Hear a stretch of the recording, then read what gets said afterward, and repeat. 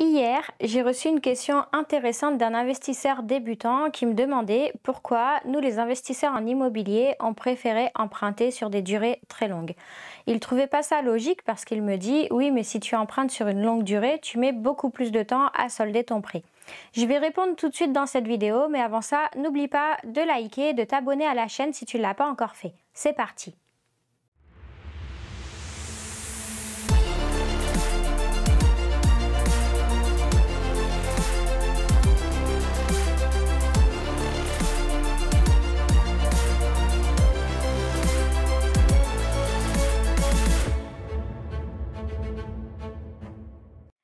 Quels sont les avantages et les inconvénients d'emprunter sur une longue durée par rapport à une courte durée? Nous, les investisseurs en immobilier rentable, on emprunte toujours sur des longues durées, sauf cas exceptionnels que j'aborderai juste après. Mais en règle générale, on aime bien faire du 20 ans, voire dans des cas plus rares, du 25 ans.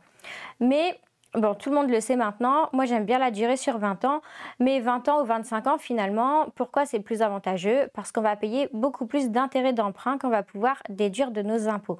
Quelle que soit la fiscalité choisie et appliquée, les intérêts d'emprunt qu'on rembourse tous les mois sur une résidence locative sont déductibles des revenus tirés de cette location. De cette façon, on va pouvoir réduire notre imposition. Les mensualités de remboursement du crédit vont être plus petites et donc on va pouvoir générer de l'argent, gagner de l'argent tous les mois. Ça veut dire qu'en fait, tous les mois, une fois qu'on a payé nos charges et nos crédits, il nous reste de l'argent qu'on va pouvoir se mettre dans la poche. Certaines banques vont donc considérer que plus on investit, plus on s'enrichit et de cette façon, on va pouvoir renouveler l'opération plusieurs fois. Par contre, la durée d'emprunt courte, en fait, ne nous permet pas de gagner de cash flow. Chaque mois, on est à zéro, voire en négatif. Ça veut dire qu'on ne gagne pas d'argent tout le temps de la durée du crédit. Mais nous, les investisseurs rentables, ce qu'on veut, c'est gagner de l'argent tout de suite, dès le premier mois de location. Donc sur un emprunt court, on a des grosses mensualités de remboursement de crédit, donc il ne reste pas d'argent à la fin du mois et en plus on a peu d'intérêts d'emprunt à déduire des revenus tirés de la location. Donc on va payer un petit peu plus d'impôts alors que déjà on ne gagne pas d'argent.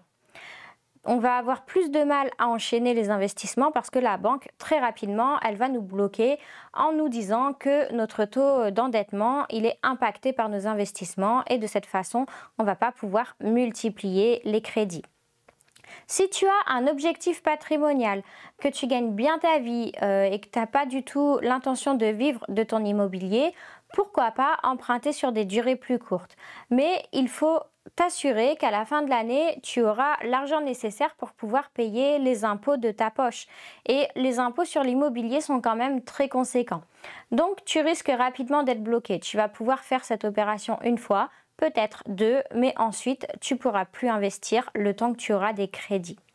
Si tu as un objectif rentable, tu l'as compris, il vaut mieux privilégier des longues durées. Alors, cas exceptionnel, si tu achètes des garages ou des petites maisons, comme moi j'ai pu le faire par exemple, j'ai acheté une maison pour la somme de 34 000 €, j'ai calculé mon crédit avec le taux proposé par la banque sur 10 ans, sur 15 ans et sur 20 ans. Et en fait, par rapport au taux d'intérêt qui était beaucoup plus important sur 20 ans, en empruntant sur 10 ans, je perdais 15 € par mois. Donc ça veut dire que j'avais 15 € de cash flow en moins tous les mois. Mais quand même là, le delta entre 10 et 20 ans était très important. Donc j'ai préféré me dire je gagne 15 € de moins. Sur ce type de bien, je ne suis pas sur un objectif de cash flow. Mon seul objectif, c'est de réduire mes impôts, c'est du déficit foncier. Donc c'est des petites maisons que je garde 3 ans, 4 ans et que je revends après. C'est pas du tout de l'investissement sur le long terme, c'est pas du tout pour avoir du cash.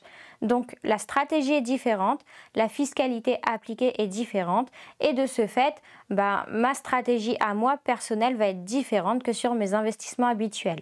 Habituellement, je fais des emprunts sur 20 ans, c'est la durée que je préfère parce que c'est celle sur laquelle on amortit le plus et qui est quand même intéressante en cas de revente. J'espère que cette vidéo t'a plu et si c'est le cas, n'hésite pas à mettre tes impressions en commentaire. À bientôt!